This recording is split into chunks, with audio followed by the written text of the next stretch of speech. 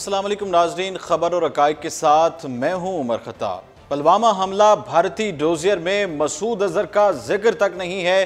पाकिस्तान ने कहा है कि पुलवामा हमले की इब्तदाई तहकीकात में पाकिस्तान का इस वाक़े से किसी भी किस्म का ताल्लुक साबित नहीं हुआ और हमले के हवाले से भारतीय डोजियर में जैश ए मोहम्मद के सरबराह मौलाना मसूद अजहर का भी कोई जिक्र नहीं है। दफ्तर खारजा के तर्जुमान डॉक्टर मोहम्मद फैसल ने भी जुमेरात को अपनी हफ्तावार न्यूज़ ब्रीफिंग में कहा कि पाकिस्तान ने तमाम तनाज़ात के हल के लिए भारत को मुज़ाकरात की बारहा पेशकश की, तहम भारत ने मुस्बत जवाब नहीं दिया है। दफ्तर खारजा के तर्जुमान ने कहा कि पुलवामा हमले से मुतालिक भारत की जानिब से मौसूल डोजियर का जायज़ा लिया गया है। भारत की जानिब से उठाए गए तमाम सवालात के जवाबात दिए गए हैं। ये बात याद रहे कि 14 फरवरी को मकबूजा कश्मीर के ज़िला पुलवामा में भारतीय फ़ौज के काफ़िले पर होने वाले खुदकुश हमले में 44 फ़ौजी एहलकार हलाक हुए थे। इस पर बात करने के लिए अभी हमें ज्वाइन किया है इम्तियाज़ हुसैन वड़ाइच साहब, जो कि सीनियर तज्ज़ियाकार। अस्सलाम वालेकुम सर। वालेकुम अस्सलाम। कैसे हैं आप? जी बिल्कुल, दुआएं अल्लाह के शुक्र। सर, भारतीय डोजियर के हवाले से दफ्तर खारजा का बयान सामने आया है और उन्होंने कहा कि इसमें ना तो पाकिस्तान और ना ही जैश ए मोहम्मद का जिक्र है, इससे कोई ताल्लुक नहीं है। किस तरह देख रहे हैं आप? नहीं, ये तो बड़ा वाज़ेह था और रोज़े रोशन की तरह वाज़ेह था शुरू से ही कि जो पुलवामा हमला है, जो उनका अपने फौजियों पे उन्होंने खुद ही करवाया, क्योंकि उनके अपने लोग कह रहे खुद करवाया है। और ये जस्ट एक ब्लेम गेम थी, इलेक्शन स्टंट था। इलेक्शन में कामयाबी के लिए उन्होंने ये किया था और इलेक्शन की वजह से जो है उन्होंने ये सारा हाइप क्रिएट किया। तो इस वजह यहाँ पे आप देख लीजिए कि जितना भी जो भी कुछ हुआ है, ये सारा इलेक्शन स्टंट है, उसमें वो बुरी तरह नाकाम हो गए और उनके अपने ही लोग जो हैं वो उनके ऊपर आप कह लें कि फिंगरिंग कर रहे हैं। और इस डोजियर के अंदर ये तो जस्ट एक फॉर्मेलिटी थी, उसके अंदर कोई भी ऐसी चीज नहीं पाई गई जिसकी बेस के ऊपर कोई ऐसे जो एलिगेशन है, जिसपे ट्रेनिंग कैंप्स हैं या इस तरह की चीज है, उसके ऊपर कोई जो बात की जा सके। बल्कि पाकिस्तान ने तो यहाँ तक उनको आप कह लें कि ऑफर कर दिया है कि अगर वो चाहें तो वो विजिट करके उन एरियाज जिनके बारे में निशानदेही की है कि हाँ ट्रेनिंग कैंप थे।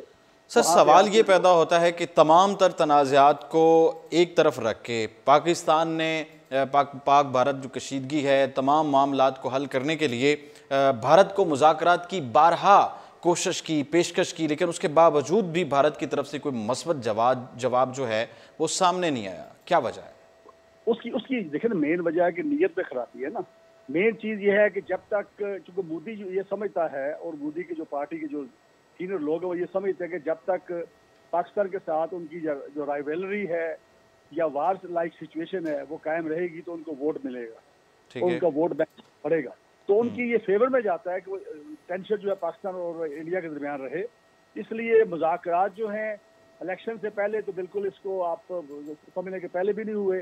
पाकिस्तान ने बार बार इसकी आप रिक्वेस्ट भी की, ऑफर भी की, और बल्कि उन्होंने ये भी कहा पाकिस्तान ने कि आप उसमें किसी तीसरे मुल्क को डाल लें इसके अंदर, ठीक है, जिसमें रशिया की तरफ से भी था कि भी रशिया को डाल लें, क्योंकि रशिया उनका मुल्क अच्छा दोस्त रहा है उनका और पाकिस्तान का भी है। तो उसके ऊपर वो तैयार नहीं है, तो ये तो हट दर्मी है ना।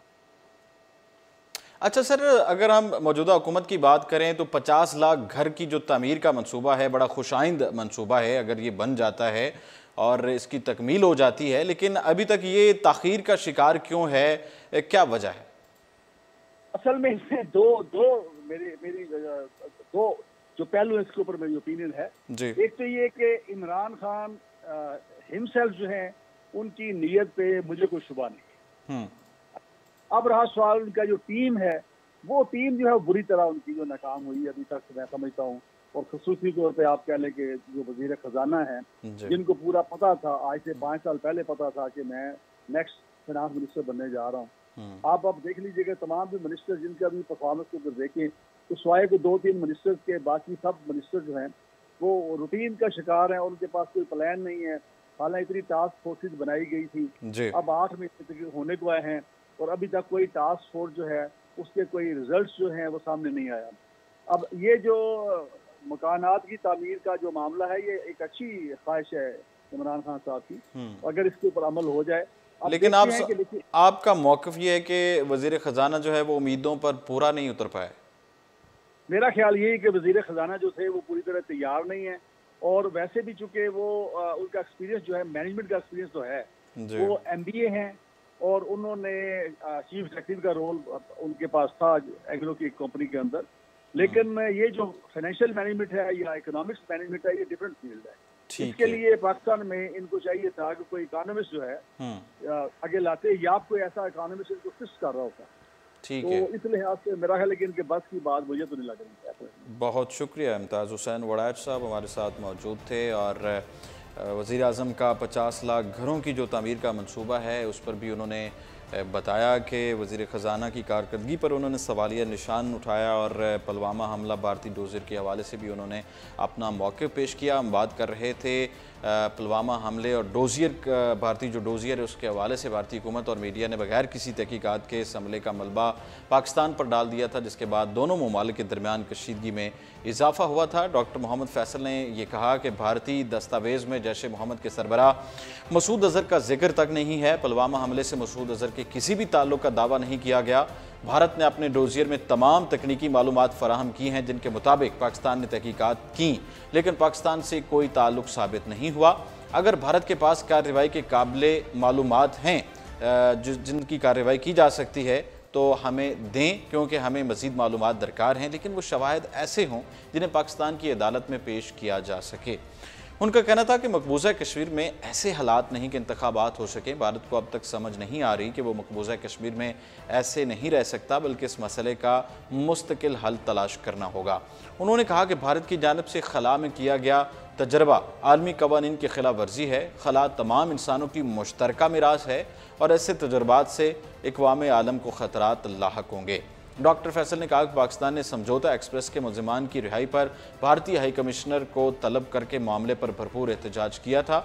उनका कहना था कि पाकिस्तान ने शामी इलाके में मुतनाज़ गोलान की पहाड़ियों पर इसराइली कब्ज़ा के खिलाफ एहतजाज किया। अमरीका का उसे इसराइली कब्ज़ा तस्लीम करना आलमी कवानीन की खिलाफ वर्जी है। डॉक्टर फैसल ने कहा कि मुबैना तौर पर अगवा हिंदू लड़कियों के मामले को देख रहे हैं, लेकिन इस मामले पर भारतीय वज़ीर ख़ारजा का बयान काबिल मुज़म्मत है। वो अपने अंदरूनी मसाइल पर तवज्जो दें। भारत में अक़लियतों पर मज़ालिम किए जाते हैं, मुसलमानों को जिंदा जला दिया जाता है और गाय की खातिर कई लोगों को कत्ल भी कर दिया जाता है, तो उन्हें चाहिए कि वो पाकिस्तान पर तनकीद करने की बजाय अपने अंदरूनी जो उनके मसाइल हैं उन पर तवज्जो दें। दफ्तर ख़ारजा के तर्जुमान का ये भी कहना था कि वज़ीर आज़म के अफ़गान हुकूमत से मुतालिक बयान को गलत अंदाज में लिया गया और उनके बयान को अफ़गानिस्तान के अंदरूनी मामलात में मुदाखलत तसव्वुर नहीं किया जाना चाहिए था। तो बात करें वज़ीर आज़म का 50 लाख घरों की तमीर शुरू करने का ऐलान। वज़ीर आज़म पाकिस्तान इमरान खान ने मुल्क में 50 लाख घरों की तमीर के लिए हाउसिंग स्कीम अप्रैल में शुरू करने का एक बार फिर ऐलान किया है। इस्लामाबाद में बैनुल-अक़वामी हाउसिंग कॉन्फ्रेंस से खिताब करते हुए वज़ीर आज़म ने कहा कि मुल्क में 50 लाख घर बनाने के लिए इंफ्रास्ट्रक्चर मौजूद नहीं है और इसमें जो मुश्किलात हैं उन्हें ख़त्म करने का काम जारी है। उन्होंने बताया कि अभी हुकूमत के पास लोगों को कर्ज देने की सलाहियत मौजूद नहीं है। इसके लिए स्टेट बैंक ऑफ पाकिस्तान नए कवानीन बनाने के लिए हुकूमत की मदद कर रहा है। वज़ीर आज़म ने कहा कि एक मरतबा अगर 50 लाख जो घर है तमीर करने का काम शुरू हो गया तो हर गुज़रते साल के साथ इसमें बेहतरी आएगी। उन्होंने कहा कि हम इस मनसूबे का आगाज़ पहले भी कर सकते थे, ताहम ये फ़ैसला किया था कि जब तक हम इसके लिए भरपूर तैयार नहीं होंगे तब तक इस मनसूबे को शुरू नहीं किया जाएगा।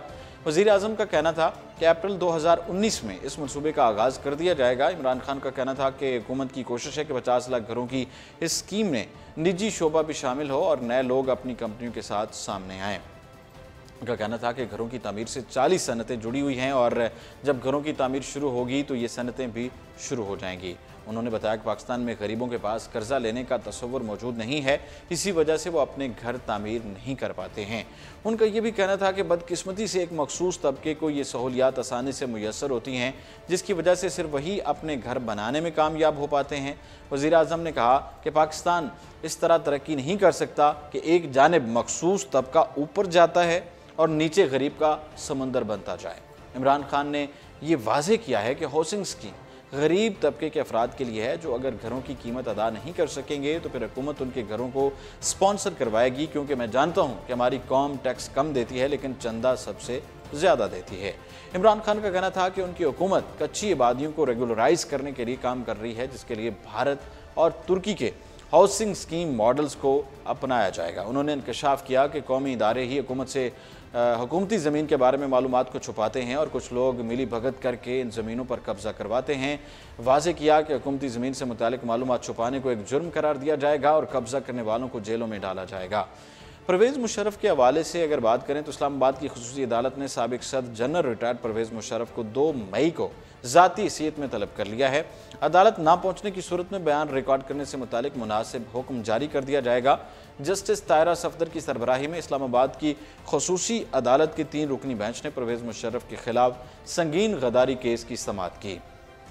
समाअत के आगाज़ में परवेज़ मुशर्रफ के वकील ने सलमान सफदर अदालत में दलाइल देते हुए कहा कि साबिक सदर मफरूर नहीं हैं, उन्हें हुकूमत ने बैरून मुल्क भेजा है। उन्होंने अदालत में सुप्रीम कोर्ट के रिमार्क्स का हवाला देने की कोशिश की, लेकिन अदालत ने उन्हें ऐसा करने से रोक दिया। जस्टिस ताहिरा सफदर ने परवेज़ मुशर्रफ के वकील को मुखातिब करते हुए कहा कि इधर उधर की बातें ना करें, सिर्फ अपने मुकदमे पर बात करें। परवेज़ मुशर्रफ के वकील ने अपने मौकल के खिलाफ दायर मुकदमा खत्म करने की दरख्वास्त जमा कराई, जिसमें यह कहा गया कि मुल्जिम की गैर मौजूदगी में ट्रायल को आगे नहीं बढ़ाया जा सकता है, मुकदमा जारी रखने के लिए काबीना से मंजूरी ली जाए। अदालत ने दरख्वास्त वापस करते हुए रिमार्क्स दिए कि दरख्वास्त आप रजिस्ट्रार ऑफिस में जमा करवाएं। अगर दरख्वास्त कानून के मुताबिक हमारे सामने आई तो इस पर कार्रवाई की जाएगी। जस्टिस तारा सफदर ने साबिक सदर जनरल रिटायर्ड परवेज़ मुशर्रफ को 2 मई को ज़ाती तलब कर लिया। परवेज़ मुशर्रफ के वकील ने अदालत से दरख्वास्त की कि उनके मौक्किल को जो बीमारी है उसमें उनका इलाज चल रहा है, जबकि खून भी तब्दील होता है और ये ऐसी बीमारी है जो लाखों में किसी एक इंसान को होती है। उन्होंने मजीद कहा कि वाशरूम में गिरने की वजह से परवेज़ मुशर्रफ की रीढ़ की हड्डी पर भी असर पड़ा है, तहम केमोथेरापी के लिए उन्हें 8 घंटे तक अस्पताल में रहना पड़ता है। जस्टिस तारा सफदर ने रिमार्क्स दिए कि अगर वो केमोथेरापी के बाद 13 मई की तारीख दे सकते हैं तो वो इससे 1 हफ्ता कबल भी पाकिस्तान आ सकते हैं, क्योंकि 13 मई को रोज़ा होगा और रमज़ानुल मुबारक में दूसरे शहर से आकर अदालत लगाना मुश्किल होगा। ख्याल रहे कि justice तायरा Safdar Balochistan high court की चीफ जस्टिस भी हैं। अदालत ने परवेज़ मुशर्रफ को 2 मई को तलब करते हुए रिमार्क्स दिए कि साबिक सदर अदालत नहीं आए तो बयान रिकॉर्ड करने से मुतालिक मुनासिब हुक्म दिया जाएगा। अदालत ने 342 के सवालनामा की कॉपियाँ दोनों फरीकों को फराहम करने का हुक्म भी दिया है। परवेज़ मुशर्रफ के वकील की जानिब से संगीन गद्दारी केस के मुकम्मल रिकॉर्ड के असूल की इस्तदा की गई है, जिस पर अदालत ने बाज़ाब्ता तहरीरी दरख्वास्त देने की हिदायत भी जारी की हैं। ख्याल रहे कि गुज़श्ता समाअत के दौरान इस्लामाबाद की खुसूसी अदालत ने मुल्ज़िम का बयान वीडियो लिंक या कमीशन के ज़रिए रिकॉर्ड करवाने पर गौर शुरू कर दिया था, जिसके लिए मुआवनत भी तलब कर ली थी। नाज़रीन, ये था आज का प्रोग्राम और इसके साथ ही उमर खताब को दीजिए इजाज़त और आप देखते रहिए उर्दू पॉइंट।